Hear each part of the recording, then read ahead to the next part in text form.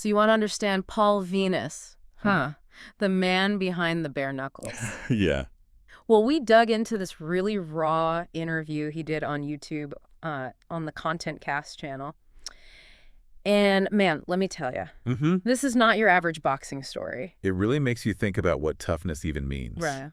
We picture physical strength, but Venus's story, it's like there's this whole other level to it. It's deeper than that. Yeah. So he's from South Bank in England. Okay.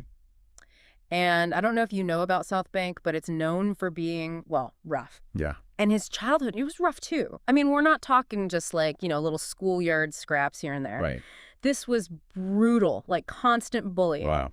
He was picked on for something as simple as having different colored eyes. No. And there's this crazy story about how his dad almost gave him a knife to defend himself. No way. His mom, thankfully, stepped in and stopped that. But can you imagine? I can't even imagine being in that situation as a parent, Right. wanting to protect your kid, but That's how bad it was. yeah, you got to do something. That's exactly. It makes you think, right? Like you ask what makes someone a fighter. Mm-hmm. Often it's stuff like this, Yeah.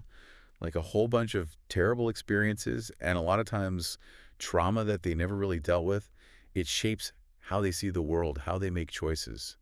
And like the bullying wasn't bad enough. Venis was attacked What? randomly, Yeah.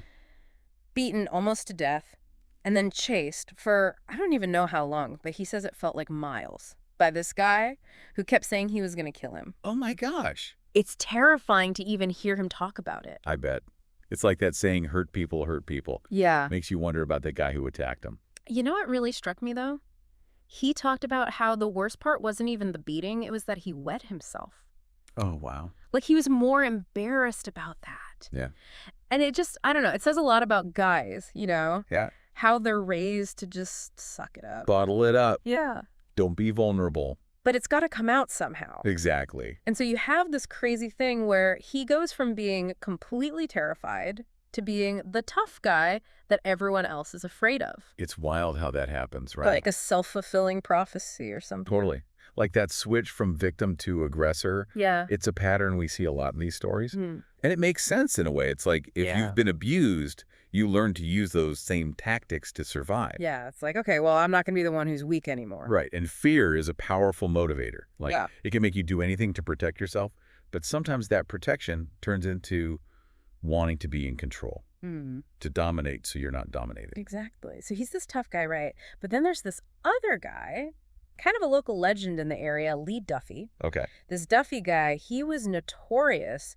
He'd rob people, right? And then he'd use the money to buy everyone drinks. It's like a weird Robin Hood thing, but not really. Exactly. Like, what do you It's think? that bad boy image. Yeah, yeah. The outlaw thing. And it's so appealing, especially to young guys looking for belonging or someone to show them how to be powerful, especially somewhere like South Bank. Right. But Venus even admits it's a dangerous path to go down. These guys, they rarely get a happy ending. No, they don't. Duffy, for instance, he got stabbed to death when he was young. Yeah. It's sad, but even though Venus knows that lifestyle is messed up, he still kind of romanticizes it. Well, yeah, we love those stories. We do. Survival, underdogs, beating the odds, even when it's more complicated and way less glamorous in reality. So true. And then, to make matters worse, drugs enter the picture. Oh, no. And it's not just like, oh, I'll try this. He dives in head first. Yeah. Starts at 15. 15. That's tough, man. Yeah. You're just figuring life out at that age. So much uncertainty. Right. And think about everything he went through already. It's like he was almost destined to go down a difficult path. Yeah. And that's exactly when drugs hook you. When you don't know who you are, what you're worth, drugs can make you feel like you belong. They feel like a solution, even if it's a dangerous one. Totally. So it's this awful cycle. Starts small, right? Yeah. But soon he's fully addicted, robbing drug dealers to get his fix. I mean, this is someone who already lived on the edge.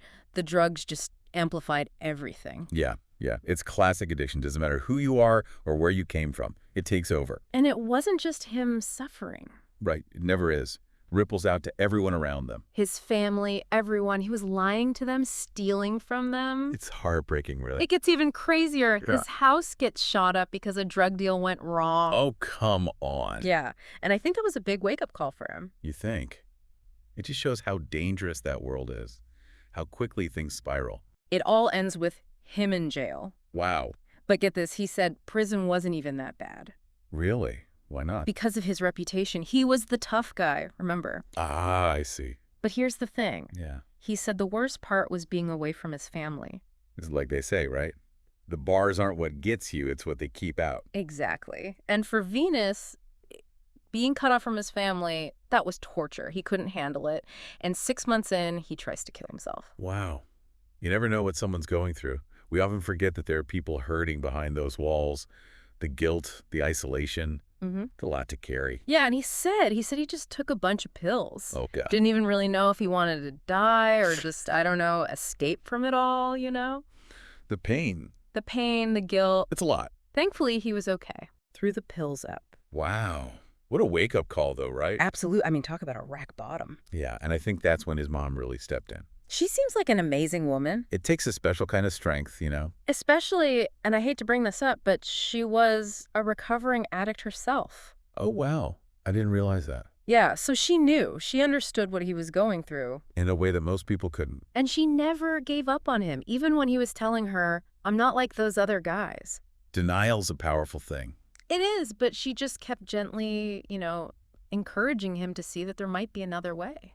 It's amazing how often just planting that seed can make a difference. It really is. And you know what's crazy? He finds comfort in prayer, starts meditating, keeping a gratitude list. Seriously? All from a jail cell. That's incredible. It's like finding light in the darkest place. Right. But it wasn't all sunshine and roses after that. He was still struggling. Oh, of course. It's a lifelong battle, right? It's not like you just flip a switch. He talked about his brain being wired differently. Like he was always chasing that high, that intensity. It's like their reward system is stuck on overdrive. And that's where bare-knuckle fighting came in. It was like this outlet for all that energy. It makes sense when you think about it. The guy's whole life had been about fighting, pushing limits. He even said it's the closest you can get to a real street fight, legally anyway. I bet. So he's found a way to, I don't know, make it work for him. Right, channel it into something positive. But I gotta ask, can people really outrun their pasts? That's the million-dollar question, isn't it? Yeah. It is, because even after everything, he's still human.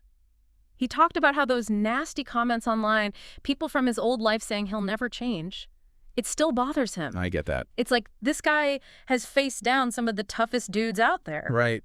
But those words still sting. It shows we all have those insecurities. We do. But here's the thing. Instead of letting it get to him, he uses it as fuel, channels it all into his training. Turning that negative energy into something positive. It's actually kind of inspiring. He's driven, wants to prove him wrong. And he's doing it. He's found success in the ring. He has. It's really something. It makes you wonder if all that, that toughness he had to build up, maybe it was meant for this? Maybe it was. Like you said, it makes you think, can you outrun your past? Or does it always have a hold on you? It's like, even though he's come so far, you can tell he's still looking for that peace. I think we all are, in a way. Yeah. Maybe that's what it all boils down to. Finding that peace within yourself. Exactly. So what's the takeaway here? What can we learn from Paul Venis? It's a powerful story, right? About overcoming adversity, the human spirit, all that. It's inspiring. It makes you think anyone can change, no matter how dark things seem. Exactly. There's always hope. And for Venis, it seems like finding his purpose, really grappling with his demons, that's what led him to where he is now. It's a reminder for all of us, right? To own up to our mistakes, find our purpose, and most importantly, never give up on second chances. Couldn't have said it better myself. Well, that's Paul Venis for you, a real story of transformation. Absolutely. And hopefully his story can inspire someone out there who needs to hear it. I think it will. Yeah, me too.